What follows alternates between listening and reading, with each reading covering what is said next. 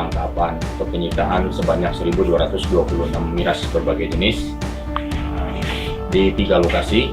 Di Kabupaten CJ sendiri 2 lokasi, kemudian 1 pengembangan kita akan di Kabupaten Bogor. Berhasil mengamankan kurang lebih 1.226 secara keseluruhan.